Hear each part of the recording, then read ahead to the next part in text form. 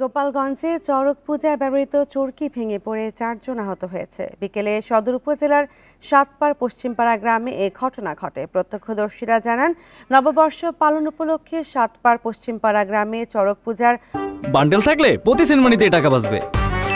বিকাশ send money bundle কিনে জিতুন প্রতি লেনদেনে। আয়োজন করেন স্থানীয়রা। পূজার মেলায় চরকি ঘোরার এক পর্যায়ে চরকিটি ভেঙে পড়ে। এতে চরকিতে থাকা ব্যক্তিরা ছিটকে গিয়ে নিচে থাকা দর্শকদের ওপর পড়ে। এতে 4 জন আহত হন। তাদের মধ্যে একজনকে গোপালগঞ্জ জেনারেল হাসপাতালে ভর্তি করা হয়েছে।